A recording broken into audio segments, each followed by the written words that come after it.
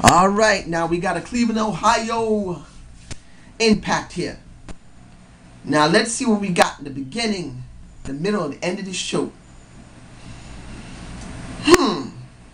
Seeing the beginning of the show, which I don't usually do, I gotta do this. But seeing the beginning of the show with aces and eights and basically Devon being gone, a lot of people don't like Devon. I never really had a problem with Devon. I didn't. I always felt he did some really good quality work as a tag team specialist. Knowing that either he's gone from the company or he's working behind the scenes. If you saw the last Impact and you saw how everyone was talking, I really have this strange feeling that they got rid of him. But if he's working in the back, that's okay. But seeing this, where basically Bully Ray buries his brother and the Aces and Eights do not like it, makes me think I was right about what was going to happen with Anderson. When you see Anderson say simply, hey, what the hell are you doing? We're supposed to have a vote on anyone who joins the club because Bully Ray wants to put Tito Ortiz in a cut. It just, as I've been telling people over and over again, it looks like Bully Ray and Mr. Anderson are about to butt heads. It really does. And then you see periodically through the night, particularly how upset Mr. Anderson was when the cut that Tito Ortiz got was the cut of Devon. It just made me really believe that they're going to be doing something with him. So the segment in the back with everybody there, with Nux, with the heel twins of Wes and Garrett, this just really iterates how I really see that this is beginning of the end of the Aces and Eights. And when we get to the end of the show, when we hear that one of the Aces and Eights has to face Bully Ray within 2 weeks, really, it just screams Anderson. Do I believe this is going to be good storytelling? I don't know. I don't believe it is. But this is the only thing they can come up with as a progression of a storyline. The Aces and Eights is crap. We know it. But they had to do something with it. Now that Bruce Pritchard is not there and they don't have a long-term goal, they have to do what they got to do. So moving on from that to the first BFG series of Hardy and Kaz. Now they have some decent chemistry in the ring. Not great, but decent. Maybe it's because I've never seen them together before, really, unless it was in a tag team situation. It looked like a decent match. It wasn't the best match between these guys at all. But seeing that Hardy won the match, it makes sense because now he's on the leaderboard right now for the BFG series. He's at the head of it. Well, not the head, but you know what I mean. The next match I want to talk about is AJ Styles and Robert Roode. Now, this is where things get a little confusing. No, I'm not going to do that now. I'm just going to do the match itself. I believe that was the match of the night. I really do. For me personally, between the 3 to 4 matches that were shown, that match particularly for me was the best match of the night. Roode and AJ did a good job. And the Cleveland, Ohio crowd, you got to do it like this. Cleveland, Ohio! Ow! Damn it.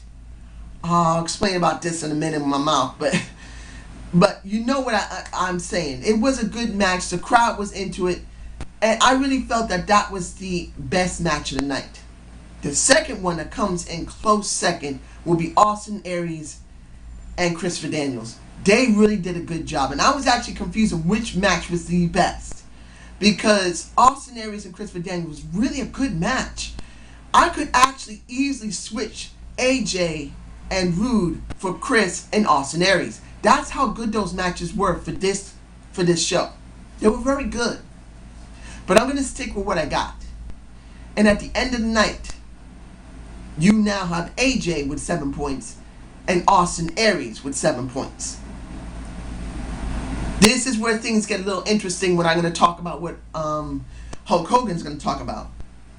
Now, the last things I'm going to talk about is Velvet Sky and the match between ODB and Gail Kim. Look, I can say this about Velvet Sky.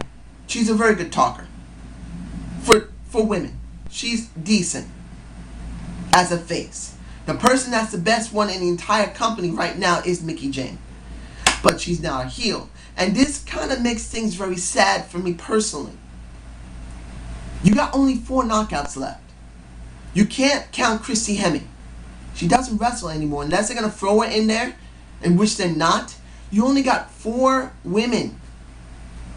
And the killer for me is that we're going to have a knockout knockdown in about maybe next week, I believe. Next week, Friday. And this was taped around March, I believe. It just hurts my heart to see how much the knockouts division was like this. A big block that had plenty of women in it. And now it's like a teeny little pebble of women. It's nothing there. At this rate, I really feel like they're going to phase out the knockouts belt. I hope they don't. I hope they rebuild it by next year. But for me personally, seeing this hurts my heart. Comparing the divas, and you guys know how I feel about one wrestler in the divas division, and that is Naomi, Trinity McCoy. I love her deeply. But I can always see the contrasting difference of good storytelling between TNA and WWE. TNA has great storytelling when they have the women and the right writers to do it. And now it is dwindled down to only 4 women. And you're about to spotlight a pay-per-view that was recorded months ago with most of the women that are already gone. It just feels so sad. And Velvet Sky is an example of this. Talking basically about ODB has earned her stripes and saying that the knockouts is red hot right now. Are you serious? I know she can't say it, but are you seriously thinking we're going to believe that only 4 knockouts is red hot right now? It's just sad. So the match between Kim and ODB was not a bad match. The crowd didn't really boo it. But knowing for me personally that there's only 2 knockouts to really, that could be interesting enough to do anything, I'm not talking about Kim and ODB, is sad. Because the way this is going to be structured, it's going to be Velvet Sky against Mickie Jane. This is how they're structuring it. You're going to have a Mickie Jane heel versus a Velvet Sky face. And this is what they believe. This is what they believe is red hot. That eventually Velvet is going to get back on Mickie because she got screwed over by Mickie.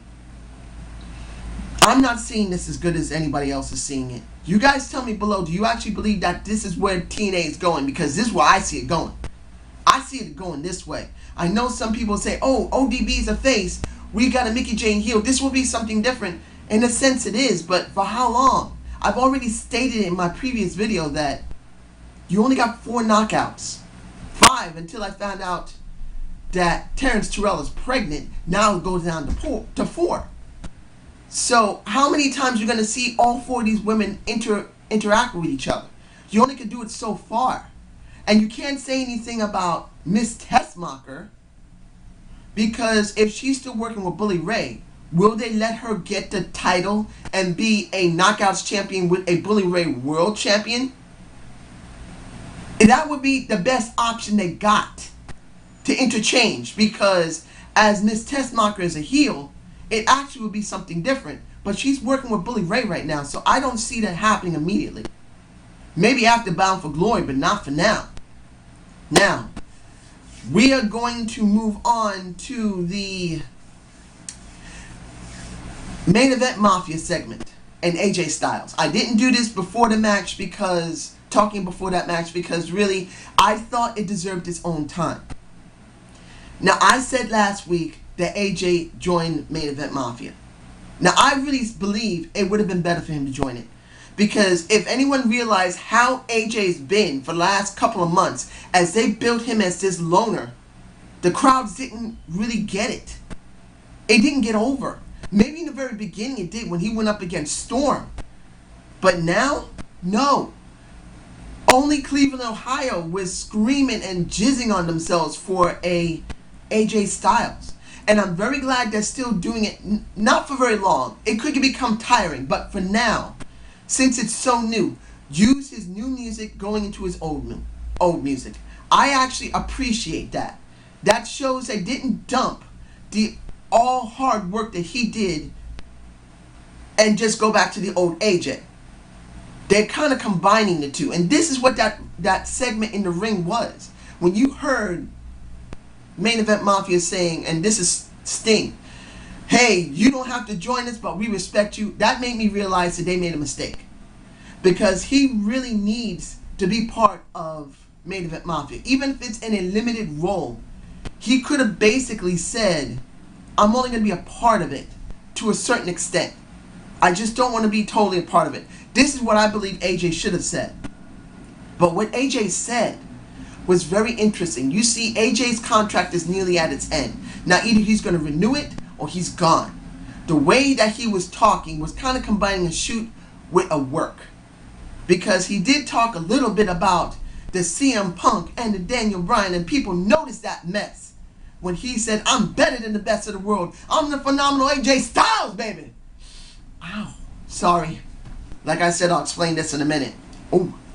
But, those small instances of AJ talking like that made me feel like that was the old AJ. But the problem is they're still trying this betweener bit. And it didn't work before. This long 1 hour segment. This was in the hour segment. This is the most prominent spot in TNA. And he was in it. And I felt like it was not the right thing to do. For him to say, I'm not going to be part of Aces and Eights. I don't want to wear a suit. He could have just wore some jeans and a pair of pants. I mean, just a regular shirt. He could have gone off and been like a James Storm, baby. But I really believe him staying as a betweener, where Austin Aries is more of a betweener and a loner than an AJ Styles is. This is what I see it.